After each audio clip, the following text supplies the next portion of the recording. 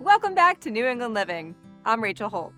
Up next, we're heading to the Granite State to visit an over 10,000 square foot treasure trove of salvaged antiques and vintage building materials, reclaimed and repurposed by John Isger, owner of Northeast Architectural Antiques. John, we're here at your architectural salvage company. First of all, what does that mean? Basically what we do is if they're gonna demolish a house or a barn or the interior of a brownstone in Boston, our company will go in and remove the pieces, such as butler's pantries, stained glass windows, plumbing fixtures, mantles, and things along those lines. So we'll go in and take them out, bring them back to the showroom, clean them up, photograph them, and put them on our website and on Instagram as well. I'm seeing all kinds of things here. What kind of criteria does it take for something to come here? Basically, it has to be cool. And anything pre-1940, something unique.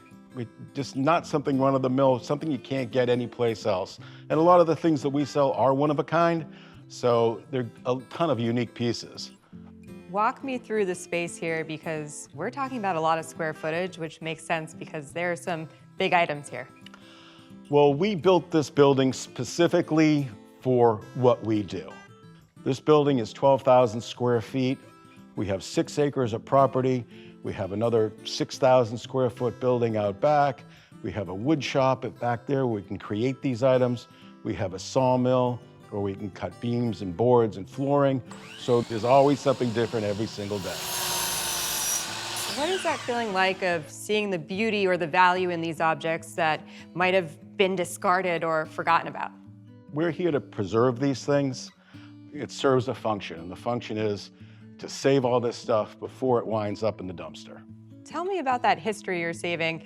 How far back do some of these objects date? We have tiles that date back to the 1680s.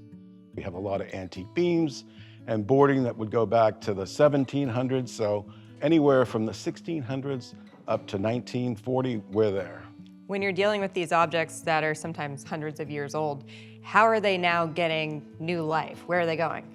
We do a lot in new construction. We do a lot of restaurants, bars, that kind of thing. So it's all about the integration of these products into new construction to serve a new purpose. If you're going into a new home, you'll see antique beams that we have cleaned and cut that would go in the ceiling of a new project. Antique flooring that will plane, straight edge, and put down. It really adds a lot of charm, and it's just a fantastic look for a new property or a renovation or a restoration, so we can give these items a second life. Walking around here, you kind of get the feeling that each object has its own unique story to it. Every piece has its story in this place. We've removed these items, we've curated these items, so we can walk around and I can tell you where these all came from. And everything has a really cool story. So they can take that item, integrate it into their new project, and have a great story to tell someone. And it gives you a new appreciation for something that you may be using. Yes, absolutely. We're giving things a second life here. It's an amazing, amazing fit. It sounds like some of the things here have lived many lives, actually. We have actually salvaged our own salvage.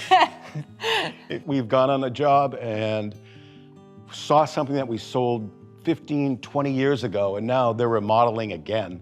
And these items are coming out, and then they're back for sale here. There's probably hundreds of thousands of objects in here.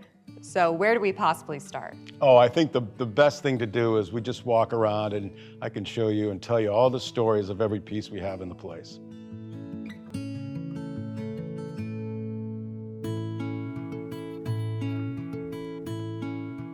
Now we're in the area of the showroom with all these amazing pieces of wood. What's the story behind these beams?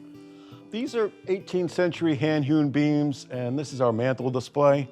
What's become really popular over the past 5 years or so is the integration of antique beams into a new construction project. So these would be in collar ties up on the ceiling, or they use it around a doorway. And it's a really nice look. Everything's gone ultra white these days. So these are a nice change and kind of break up the space. Do you notice a difference in the craftsmanship of these older pieces of wood sometimes? Well, the older wood, it's first generation material. So every piece of wood you get now, it's been grown and chopped and grown and chopped. This is all first generation stuff, makes it harder and denser. All of New England was forest, and it was all chopped down and then regrown. So we have the opportunity to salvage the first generation material, turn it into beams, turn it into flooring, or anything else.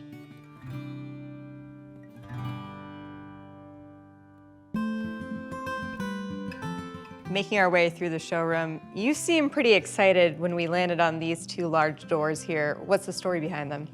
This is a large pair of walnut carved doors with inlay, beautiful pediments with brackets. You just don't see things like this these days. To recreate something like that, the cost would be just too much.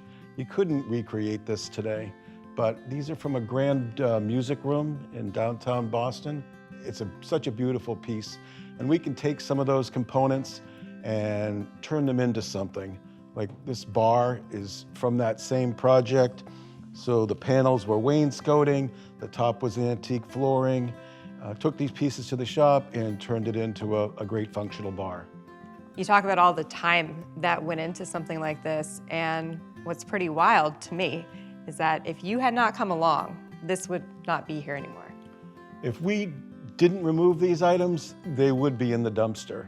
We literally were there after the first demo crew came in, and we were pulling things out of the demolition pile. Carved brackets, wainscoting, things that were beautiful pieces, and they just got discarded and thrown away. So we were fortunate enough to move all that rubble and find the gold.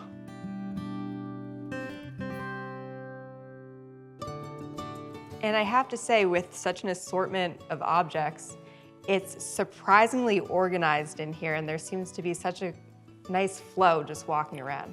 Well, you want it to feel good. You want a sense of what it's going to look like when I take this home. You know, not just a pile of mantles thrown in a corner, not just a barn with stuff shoved in it. It's definitely a curated collection, and we like to set it up in an organized manner so people can visualize it. And it's warm, and it's a cozy place to be, and it's a cozy place to wander.